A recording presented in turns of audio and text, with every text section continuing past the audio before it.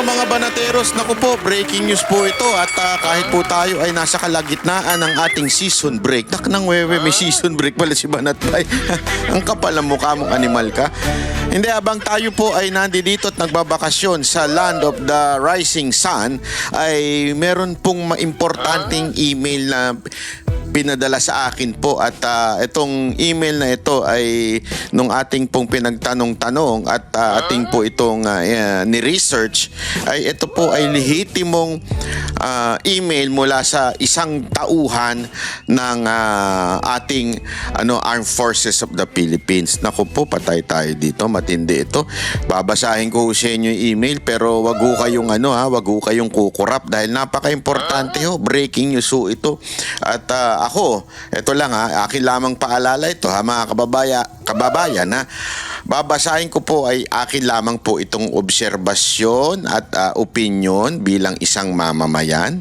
Hindi panawagan ng kaharasan, pag-aaklas o pagsuway sa gobyerno o sa sandatang lakas. Linawin ko po ito lamang ay aking pong binabasang email ay in-email po sa akin at tayo po ay itatanong natin bilang social media influencer o masasabi na nating vlogger. Akin lamang po itong babasahin at bibigyan ko ng aking opinion. Ngunit linawin ko, hindi po ako nananawagan ng karahasan, pag-aaklas o pagsuway sa gobyerno o sa sandatahang lakas. Wala po tayong intensyon na ganon. Yan po ay disclaimer natin. Kaya lang, hindi ko naman po pwedeng hindi basahin ito dahil ito po ay email ng mga lehitimong uniform personnel natin. Alam nyo naman, napakalapit sa ating puso yung mga ganyang mga tao dahil yan naman po talaga ang nagpoprotekta ng ating konstitusyon. At yan po ang nagpapangaalaga ng ating seguridad sa, alam mo yun, sa labas, sa loob, at kung saan-saan. Diba? Yan po ang nagpoprotekta sa atin. Kaya importante na ang namamahala dyan ay talaga namang with integrity. At yung nandyan sa loob ay talagang sumusunod sa ating konstitusyon. Ulitin ko po, babasahin ko lamang po itong email, re-reactionan ko, bibigay ko sa inyo yung opinion ko at hindi po ako nananawagan ng karahasan o di kaya ng any form of violence or rebellion against our government or the AFP. Okay po? Ito po, basahin ko na po. Umawak po kayo sa inyong mga upuan dahil naku, hindi ko talaga agoy. Ayoko talaga sanang basahin ito kaya lang napaka-importante kasi nung nabasa ko kahit po ako'y nalaglag sa aking upuan dahil ang lupit nito. Sabi ko, ano ba namang klaseng nangyayari sa bayan natin? Talagang palupit na ng palupit po talaga.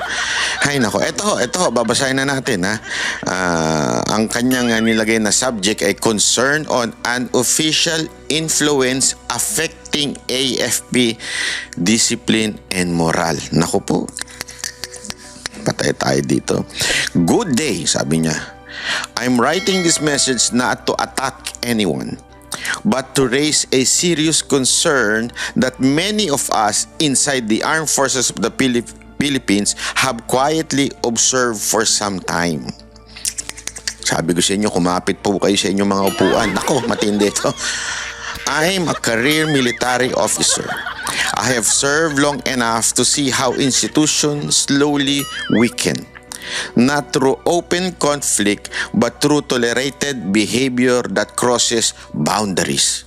Naku po, ang lupit mga kababayan. Sabi niya, hindi naman daw ang atake ay nanggagaling sa labas at inaatake ang Pilipinas kasi yan ang trabaho nila, protektahan tayo di ba? Sabi niya, there is a growing concern among officers and staff regarding the presence and actions of a civilian individual who holds no official position in the AFP, yet appears to exercise influence within military spaces. This individual is the spouse of the current AFP Chief of Staff. Naku po, patay tayo dyan. Sana naman hindi ho ito totoo. Hindi ho maganda ito. AFP Chief of Staff, sana po hindi ho ito totoo dahil nakaka-degrade, di ba, ng ating moral. Bumababa ang moral ng ating mga kasundaluhan. Sabi daw itong individual na para bagang umaastang first lady, ganun ang datingan, isa daw yung asawa daw, di umano nung AFP chief natin. Naku po, patay. Ay nako, Browner, I hope this is not true and I hope sinasabi ko ho ito mga kababayan again hindi para magrebelde kayo sa AFP. Sinasabi ko ho ito para ho magkaroon ng kasi hindi ho nila maisiwalat. Hindi ho nila kayang ilabas sa kanilang mga social media. They are not allowed. So nag-email na lang sila and in verifying some people, mukhang totoo yung sinasabi. Sabihin mo, totoo yung nag-email sa akin, nagaling doon sa uniform personnel. Now, kung ano man yung ini-email niya, sana sagutin. Sana ho ay hindi tablahin, hindi ho questionin o hanapin kung sino man yung nag-email, pero sana tugunan lang, di ba? Sana lang po ay alam mo yun, anuhin niya, tignan talaga kung totoo ba o hindi. Sabi dito, on multiple occasions, this person has been seen attending official AFP activities, meetings, both local and foreign trips without a defined role. Iba po kasi yung yung first lady ng o yung asawa ng presidente. Iba yun, talagang they have roles. Hindi man ito official role, pero talagang sila kinukonsidera na na yung gumagawa ng mga mga alam mo yun, mga events for mga bisita, parang gano'n ang papel ng isang asawa, although wala naman po yan talaga sa konstitusyon natin, pero yun ang usually ginagawa nila noon. Actually, ang gumanyan lang naman talaga is to si first lady tsaka yung tatay din si Imelda, naalala nyo, yun pero ito daw, yung asawa daw di umano nung AFP chief, sabi uma-attend daw ng AFP activities, meetings, both local and foreign trips. Ang tanong, kayong mga opisyal ng AFP, totoo ba ito? Nakikita nyo ba talaga yung asawa nito na uma-attend ng activities? Hindi, wala namang masama. Sa totoo lang, wala namang masama umattend ng activities. Pero ito pa yung kasunod Speaking harshly to staff and officers. Naku po, patay tayo dito. Bako, di maganda to. Acting as if she has authority over personnel and decisions. Ito po email lang sa akin at atin pong itinatanong ito sa mga opisyal ng AFP kung totoo po ba ito. Creating fear and discomfort among officers who feel they must avoid her to prevent issues. Naku po. Gumagawa daw nagki-create daw ito ng takot at saka discomfort doon sa mga opisyal. Ewan ko, kaya nga alam mo, kayo ng mga opisyal ng AFP ang magsabing hindi totoo. Again I'm not saying I'm believing this. Okay? This is just an email to me. So hindi ko alam kung ito po ba'y totoo o hindi. Ito po yung email lang sa akin. Kaya nga po, ang nalaman ko lang at ni-research ko lang kung yung email na yun, yung taong nag-email ay talaga bang nasa loob pa ng AFP. In verifying some people, mukhang nasa loob nga. Ngayon, the content of what he is saying is hindi ko masasabing totoo o hindi totoo. Di ba? Sana lang sagutin at sabihin kung hindi. Kung hindi, palakpakan, di ba? Mas mababuti yun. Pero kung totoo, naku po, sana itigil. Kasi marami pong medyo nagkakaroon nga ng nakikreate daw ng takot kasi naninigaw daw Takot at discomfort. This action, whether intentional or not, undermine the chain of command, affect morale, and create confusion among personnel. Influence in the AFP must always come from the rank, mandate, and duty, not from personal relationship. Naku po, para daw sabi dito, para bagang umaastang merong ranggo. Naku, hindi maganda yun.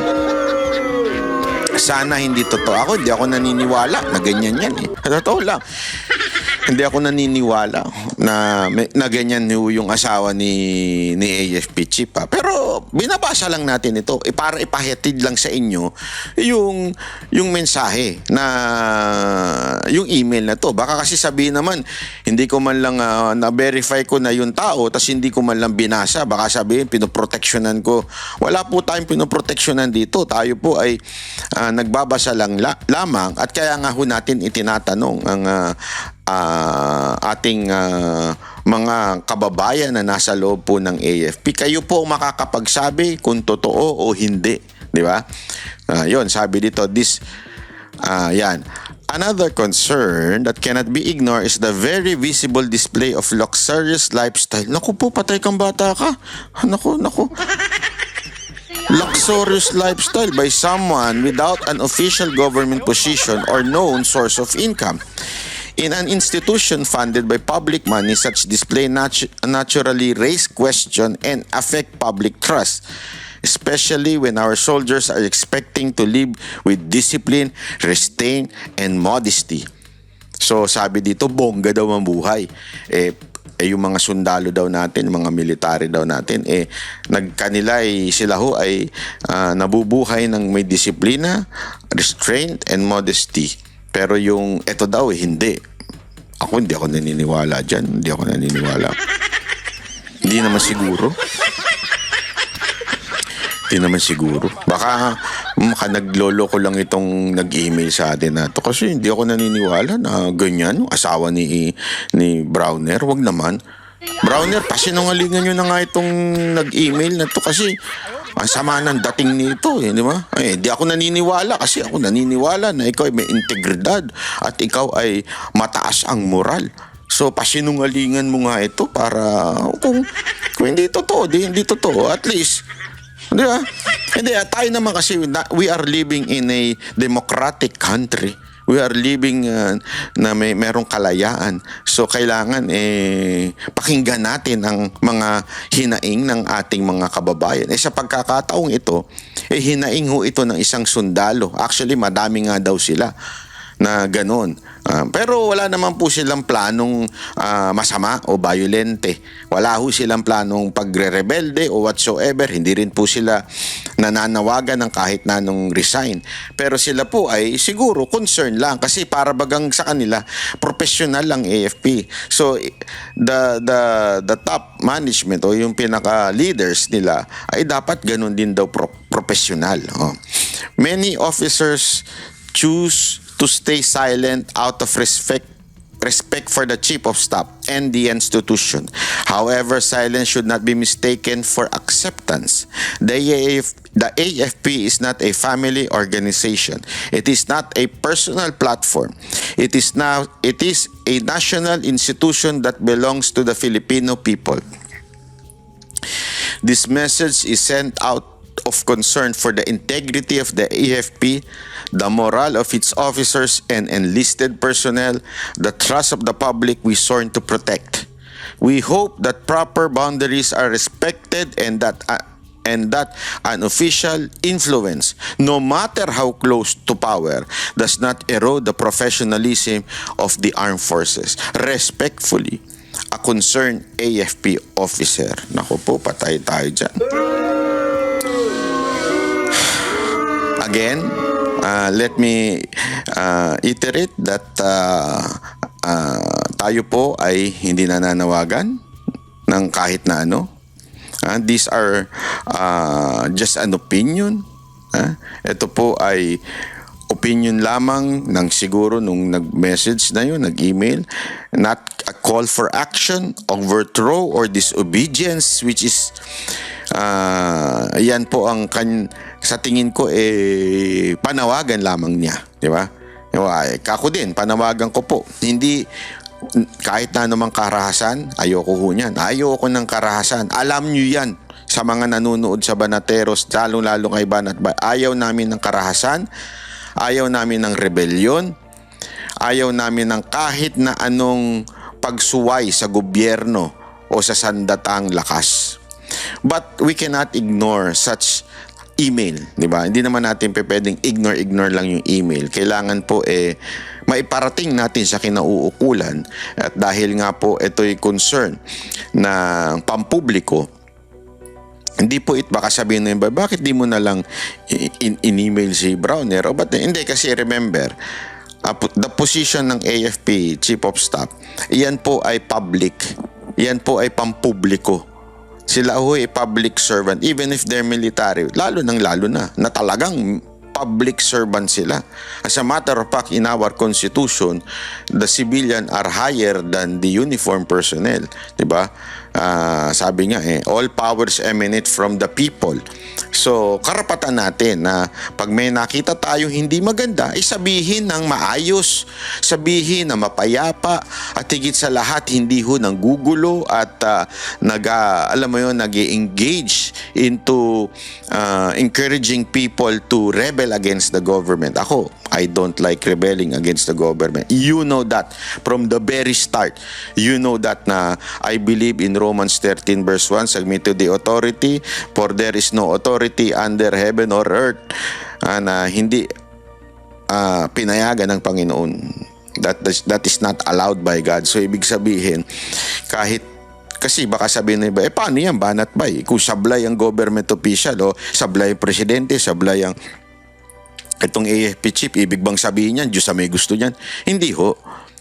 Iyan po ay pinayagan ng Panginoon na magkaroon tayo ng ganyang leader, inalaw niya yan, but still, kung pumalpak yan, kung may gawing kalokohan yan, iyan ang tinatawag na free will. Free will na ng tao yun. Ibig sabihin, kalayaan ng presidente kung gawin ng tama o mali. Ngayon, kung may ginawa silang mali, hindi naman ho sinabi ng Biblia na bawal silang punahin. As a matter of fact, dapat nga silang punahin. And because they are public officials, so we do it in public. Sana lang makinig ho. And again, wala ho tayong panawagan na kahit na ano, tayo po ay humihingi lamang ng sagot. At ito'y inilalabas lamang natin sa ating vlog itong issue na ito kasi ito ay importante, lalong-lalo na ho sa ating mga kababayan, kasi alam nyo, ang mga military, yan na yung parang pinaka last na natin yan last hooray na natin ng may pag-asa at merong integridad sa Pilipinas. So, sa totoo lang, huwag na ho tayo maglokohan. Kaliwat kanan na po ang kapalpakan sa Pilipinas from anywhere, any branches of the government. Talagang sabit-sabit na ho. Involved in corruption, involved in luxurious lifestyle. So, ito na yung pinaka-last nating, tawag dito, last nating pag-asa bilang mga Pilipino ay ang AFP o yung magpoprotekta sa atin mula sa mga tiwaling opisyal ng gobyerno. Diba? They are the protector of the people and the Constitution. Kaya importante yung integrity. At sila naman po ay meron talagang integridad. Sila naman po ay talagang meron namang disiplina at professionalism. Napaka-professional po ng mga kasundaluhan natin. Kaya nga, yung mga ganito, importante na since tayo po ay nasa media, actually hindi lang po tayo sa social media, nasa SMNI din po tayo, yung mga ganitong concern ay dapat po natin itong inilalabas. Kasi yan po ang kanilang ang mensahe nitong mga to na nag-email sa atin, ilabas ho para ho makarating sa kataas-taasan. Kasi hindi ho nga, sabi nga dito, di ba, hindi nila parang many officers choose to stay silent out of respect. At saka syempre, takot din, di ba? Kasi nga, nagkakaroon ng parang fear na environment dahil daw doon sa asawa. Sabi pa nga dito, however, silence should not be mistaken for acceptance. The AFP is not a family organization. It is not a personal platform. It is a national institution that belongs to the Filipino people. Ito'y naglalabas lang ng damdamin. Atin din po sinasabi at nilalabas dito bilang special edition breaking news so ito. Nilalabas po natin ito para naman malay nyo pakinggan, di ba? Malay nyo makarating sa kataas-taasan ng AFP at magbago. Kasi yun naman ang nais natin. Hindi natin nais na bumaba sa pwesto. Hindi natin nais na magrebelde. Ang nais natin magbago. Kung meron man mga pagkakamali, dapat ayusin. Kasi again, there is no such thing as perfect government, perfect official. They can change. But it's up to them. Yung importante lang, how can they change if they do not know na meron na palang mga ganyang bulong-bulungan sa paligid? Pinararating lang natin yung bulong-bulungan na sinasabi ng email na ito para kung totoo, i-address na, ayusin na. At kung hindi naman totoo, maaaring sagutin din para naman maliwanagan ang ating mga kababayan. Okay? So, ito po'y special portion lang ng ating Banat by Live kasi medyo wala pang balita ngayon na maaari nating reaksyonan at tayo po ay nandito sa vacation mode. Pero bukas gagawa na tayo ng bagong video na i-upload dito. Okay? So maraming salamat po. God bless everyone. Sana po magkita-kita ulit tayo. Bukas mag-upload na po tayo ng bagong mga reaction video. Bye-bye.